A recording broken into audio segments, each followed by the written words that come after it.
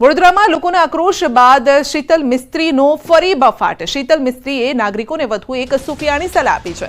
હાસ્યાસ્પદ સલાહ આપતા તેઓએ કહ્યું છે કે ટ્યુબ રાખવાથી લોકોમાં આત્મવિશ્વાસ વધશે। લોકોને લાગ્યું જવાબદારીમાંથી છટકવા નિવેદન આપ્યું છે, પરંતુ લોકોની સુરક્ષા માટે આ નિવેદન આપ્યું હોવાની સુફિયાણી વાતો તેઓએ કરી છે। શીતલ મિસ્ત્રીએ બફાટ પર બફાટ કરીને વડોદરાવાસીઓની માફી પણ માંગી છે।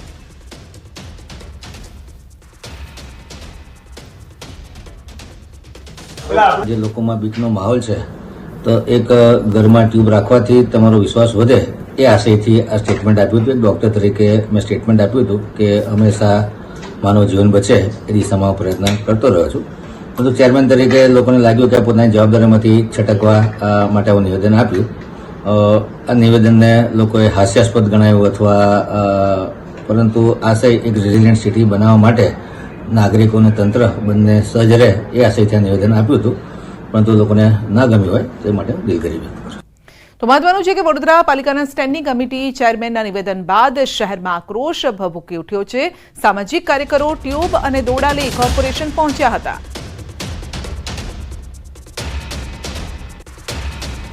વડોદરા શહેરમાં પૂરની પરિસ્થિતિ સર્જાઈ। જે નાગરિકો છે તેઓ પાણી વચ્ચે લોહીના આંસુ રડ્યા છે, ત્યારે સત્તાધીશો નાગરિકોની લાગણી કરવાને બદલે જે છે બેફામ નિવેદનો કરી રહ્યા છે। ડોક્ટર શીતલ મિસ્ત્રી જે છે કે તેમને ખરેખર ઢાંકણીમાં પાણી લઈને ડૂબી મરવું જોઈએ, કારણ કે તેમને એવું નિવેદન કર્યું છે કે વડોદરાવાસીઓએ પોતે જ હવે પોતાની સુરક્ષા કરવી પડશે અને સોસાયટીના રહીશો હોય તેમને પોતે આ પ્રકારની ટ્યુબ જે છે તે વસાવવી પડશે, દોરડા જે છે તે વસાવવા પડશે અને પૂરનું જે પાણી છે તેનાથી રક્ષણ જે છે તે મેળવવું પડશે। ત્યારે જે સામાજિક કાર્યકર છે એમના સહિત આખા વડોદરા શહેરના નાગરિકો છે તેઓની અંદર ડોક્ટર શીતલ મિસ્ત્રીના નિવેદનને લઈને ભારે રોષ જોવા મળી રહ્યો છે।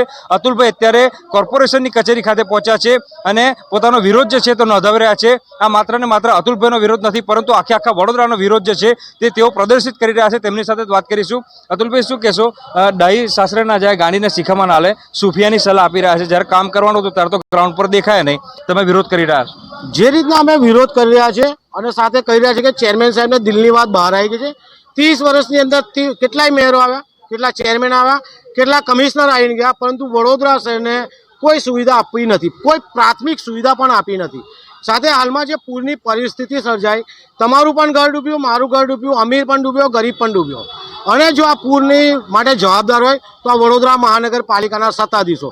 આ લોકોના કારણે વિશ્વામિત્રી નદીની અંદર અનેક પ્રકારના પુરાણ થયા, દબાણ થયા, ગેબ્રિજના થયા, અનેક બાંધકામો થયા। અગોરા મોલ લઈ લો, સાથે સયાજી હોટલ લઈ લો, નગરસેવકોના બંગલા લઈ લો, તમામ જાતના દબાણ કરવામાં આવે, એ દબાણ દૂર કર્યા નહીં, પરંતુ ભ્રષ્ટાચાર કર્યો। રાજ્ય સરકારના નાણાં આવ્યા, કેન્દ્ર સરકારના નાણાં આવ્યા, વડોદરા મહાનગરમાં જનતાએ વેરો ભર્યો, ફક્ત આ લોકો ભ્રષ્ટાચાર આચર્યો। અને હવે સુફિયાની સલાહ જ્યારે આપવા નીકળ્યા છે ત્યારે અમે ચેતવી દઈએ છીએ કે આગામી વડોદરા મહાનગરની જ્યારે ચૂંટણીઓ છે ત્યારે જનતા જાગી ગઈ છે અને હવે તમારો ભાગવાનો સમય આવ્યો છે। વડોદરામાં પૂરની સમસ્યા સામે કોંગ્રેસની માંગ છે। કોંગ્રેસ નેતા અમિત ચાવડાએ સીએમને પત્ર લખ્યો છે। વડોદરા શહેરમાં પૂરના પાણીથી તબાહી સર્જાઈ છે। ચાલુ વર્ષે પણ 13 લોકોએ જીવ ગુમાવ્યા છે। મોટા પ્રમાણમાં માલ મિલકતને નુકસાન થયું છે। ચાવડાએ પત્રમાં ટાંક્યું છે કે વડોદરાની આ તબાહી માટે નદી કિનારાના ગેરકાયદેસર બાંધકામો, ગ્રીન ઝોનમાં ફેરફાર કરી થયેલા બાંધકામો અને કાંસ તળાવો ઉપર દબાણ જવાબદાર છે। નદી કિનારે અને કાંસ પાણીના નિકાલની જગ્યાએ કેટલાક નેતાઓના ગેરકાયદેસર બાંધકામોના કારણે વડોદરામાં આ પરિસ્થિતિ ઊભી થઈ છે તેવો આક્ષેપ કર્યો છે। સાથે જ તાત્કાલિક આ તમામ ગેરકાયદેસર બાંધકામ 30 દિવસમાં દૂર કરવામાં આવે તેવી માંગ કરી છે।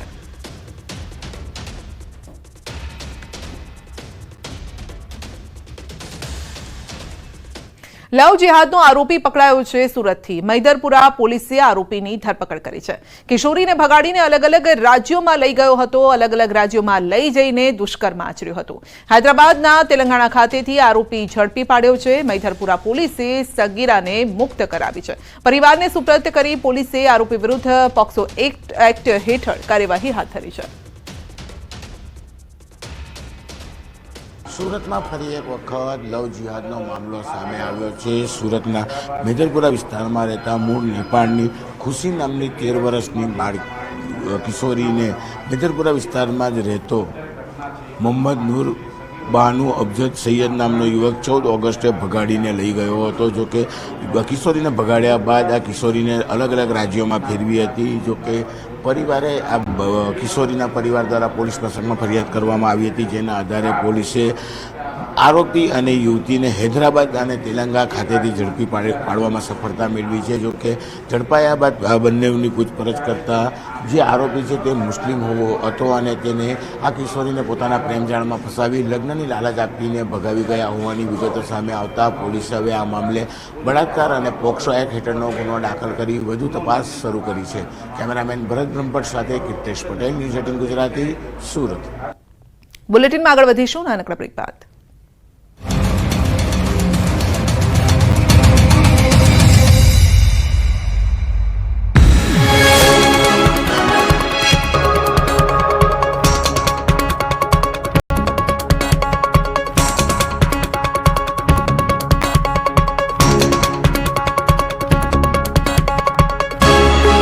જજ હાઉસિંગ અંતિમ યાત્રા કાઢવા મજબૂરી, ગામ લોકોની સ્મશાન સુધી રસ્તો બનાવવાની રજૂઆત.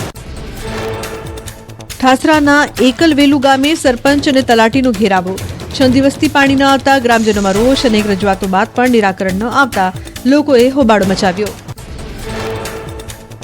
નવી મોટરના બિલ મૂકીને જૂની મોટર જ રિપેર કરી મુકાયાનો ગ્રામજનોએ દાવો કર્યો. અકલવેલુ ગામના સરપંચે મહિલાને લાફો માર્યાનો ગ્રામજનોનો આરોપ. સમસ્યાનું સમાધાન કર્યા વગર જ સરપંચ અને તલાટી સ્થળ પરથી પલાયન થયા.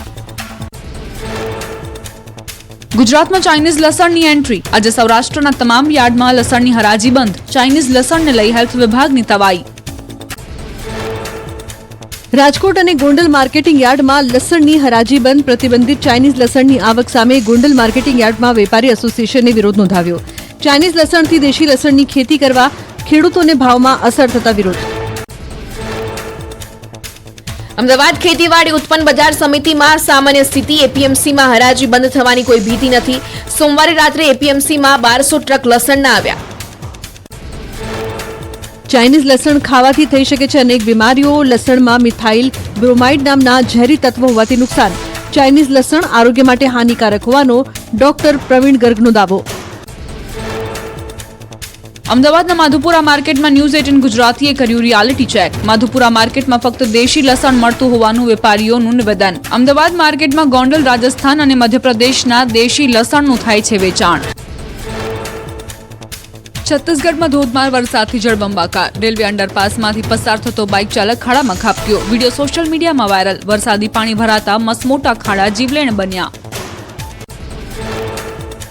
ધોધમાર વરસાદે છત્તીસગઢને ઘમરોળ્યું. સંગીત નગરી ખૈરાગઢમાં ભારે વરસાદ થતા રસ્તા પર જળબંબાકાર. બજારોમાં નદીઓ વહેતી હોય તેવા દ્રશ્ય સર્જાયા. ઈંટવારી બજારના રસ્તાઓ, દુકાનો, પુલ, મકાનોમાં પાણી ભરાયા. છત્તીસગઢના દંતેવાડા જિલ્લામાં ભારે વરસાદથી જનજીવન ખોરવાયું. બારસુર વિસ્તારના છિંદનાર, તુમરીગુંડા, ચેરપાલ ગામોના રસ્તાઓ પાણીમાં ડૂબી ગયા. નદીના જળસ્તરમાં સતત વધારો થતા અનેક ગામોના સંપર્ક તૂટ્યા.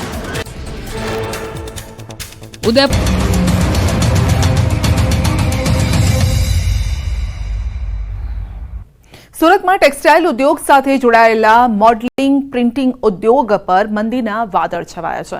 આ ઉદ્યોગમાં વિદેશથી મંગાવવામાં આવતું મટીરીયલ અને મશીનરીના ભાવમાં ધરખમ વધારો થયો છે, જેની સામે વેપારીઓ ભાવ ન આપતા હોવાથી આ ઉદ્યોગ પર મંદીના વાદળ છવાયા છે. સુરતમાં તૈયાર થતી સાડી અથવા ડ્રેસ મટીરીયલ દેશના અલગ અલગ ખૂણે જાય છે. સાડી, ડ્રેસ સાથે મૂકવામાં આવતા ફોટોમાં મોડલિંગમાં વધારે ખર્ચ થતો હોવાથી મોડલિંગ પ્રિન્ટિંગ ફોટા નામની નવી ઇન્ડસ્ટ્રી શરૂ થઈ છે અને સુરતમાં જાપાન, કોરિયાથી આવેલા આવા 100થી પણ વધુ મશીનો છે અને આ ઉદ્યોગનું મહિને 50 કરોડનું ટર્નઓવર છે અને સાથે જ 500 પરિવારો આ ઉદ્યોગ પર નભે છે.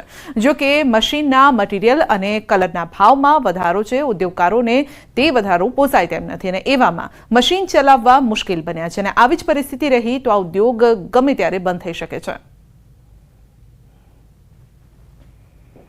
મશીનરી, મટીરિયલ બધું ઇમ્પોર્ટ થઈ રહ્યું છે અને માર્કેટમાંથી અમને ભાવ વધારો મળતો નથી. એને હિસાબે અમે લોકો અત્યારે ધંધામાં બહુ ખરાબ પરિસ્થિતિમાં છીએ. બરાબર, તો વેપારીઓ આ અમારે જે રિક્વેસ્ટ છે એને જરાક ધ્યાનમાં લઈ અને અમારી સામે બી જોવે, નહીં તો અમારી ઇન્ડસ્ટ્રી હવે મરણ પથારી જેવી હાલતમાં છે. એટલે હવે અમારે કંઈ બી નિર્ણય લેવો પડશે, નહીં તો અમે આ બિઝનેસમાં ટકી શકીએ એવી પરિસ્થિતિ અમને દેખાતી નથી. આ 50 કરોડના ટર્નઓવર સાથે 500 પરિવાર જોડાયેલા છે. તો એ 500 પરિવાર અત્યારે બેરોજગાર થઈ શકે એવી પરિસ્થિતિ ઊભી થઈ ગઈ છે.